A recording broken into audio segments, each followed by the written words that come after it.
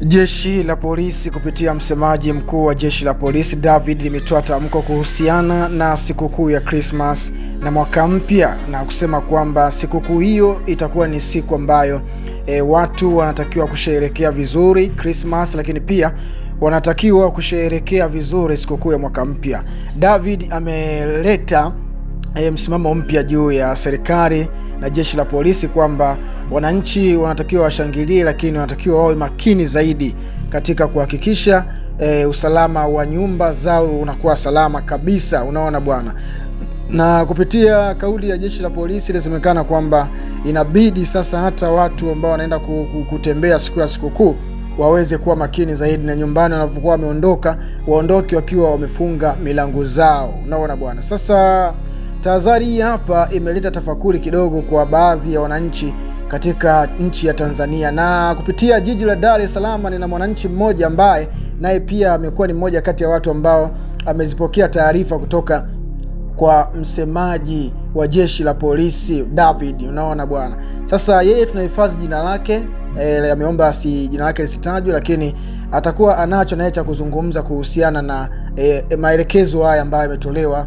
na jeshi la polisi, ikiwa mwananchi tu wa kawaida. Maana imezoeleka vitu kama hivi hapa wanafuatwa watu wakubwa, watu wazito fulani, na tunawaacha watu ambao wako mtaani ambao wao ndio wanayaishi maisha. Sasa hapa ninaongea na mtaalamu mwananchi ambaye anayaishi maisha ya mtaani na anaelewa kila kitu, kuweza kusema kwamba agizo ambalo mheshimiwa David ambaye ni msemaji wa jeshi la polisi kuweza kusema hivyo. Nini mapokeo ya kauli hiyo kwa mwananchi huyu? Tunaanzia kwa kusema hivyo, nini maelekeo ya jeshi la polisi kuweza kutoa maelekezo kama hayo ukiwa kama Mtanzania mwananchi wa kawaida kabisa?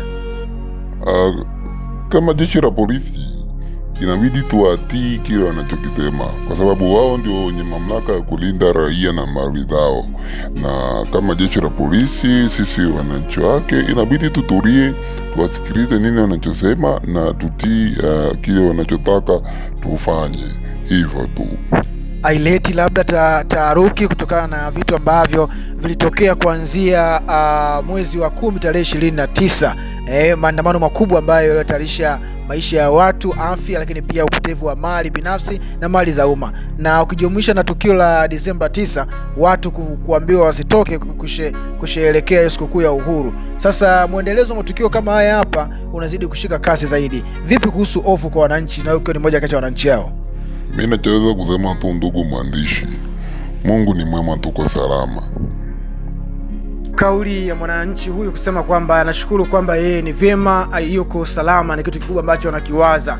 Lakini tukiendelea kuchambua zaidi matukio haya ambayo yanazidi kutokea, ni kutokana na kwamba huku nyuma kumekuwa na skendo nyingi sana, na hata kabla ya maandamano yale ya Disemba 9 kuzuiliwa, kulikuwa kuna vitu vingi sana ambavyo vinazungumzwa kwa mitandao ya kijamii, hususan Mange Kimambi kusema kwamba siku ya Christmas itakuwa ni siku ya kuandamana, baada ya kuonekana kwamba siku ya Disemba kutakuwa kuna zuio baada ya serikali kuzuia, na serikali ilisema kwamba wakati wote ule itakuwa iko tayari kwa ajili ya kuitetea na kuilinda nchi ya Tanzania kwa namna yoyote. Kwa vyovyote vile Tanzania itabakia kuwa salama, na serikali kupitia Rais wa Jamhuri ya Muungano wa Tanzania Dr. Samia Suluhu Hassan alisema wakati akiongea na wazee wa Dar es Salaam kwamba serikali hii iko tayari muda wowote kwa ajili ya kuhakikisha inalinda raia na mali zao. Jeshi la polisi litasimama kidete kabisa kuhakikisha ulinzi na usalama wa raia na mali zao vyote vinakuwa salama. Na ukiachilia mbali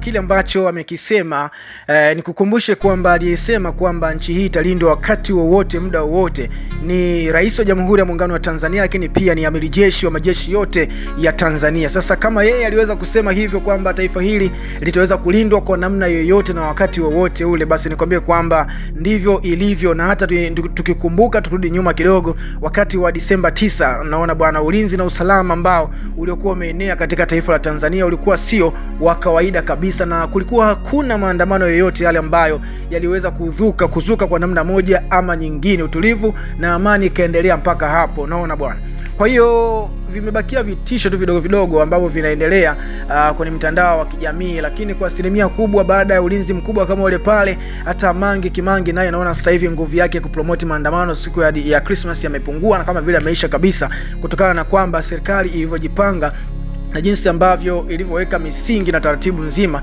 na upelelezi wa kina kugundua vitu vinaanzia wapi, unaona bwana. Kwa hiyo hata adui mwenyewe anaona kumbe hawa watu wamejipanga. Mwanzoni huenda walikuwa wanazania masiala, na maana hata kile kipindi mambo yale ambayo yaliyotokea wakati wa uchaguzi yaliweza kutokea. Bana, nikwambie kwamba hii ni Mapochopocho Media, na kazi yake ni kuweza kuletea habari zote, habari za kimataifa, habari za ndani zote, na kuletea za michezo, burudani, sanaa, utamaduni, unaona bwana, habari za siasa. Yani tunakusogezea vitu mbalimbali, yani mpaka vile vitu ambavyo viko chini ya mbali tunakuletea wewe, kufikia wewe kokote kule ambako uliko, lakini isipokuwa tu chini ya bahari. Lakini hata huko pia kuna research ambazo zinaendelea, na maana hata wakati ambao hayati Dr. Magufuli alishawahi kuleta kalkuleti na kutaja idadi ya samaki ambao wanapatikana katika ziwa Victoria. Bana, hadi wakati mwingine sasa, tukutane tena. Lakini kitu kizuri zaidi, fanya usisahau kusubscribe. Chini ya video hii kuna neno limeandikwa subscribe, ukishalibonyeza ndugu yangu, utakuwa ni moja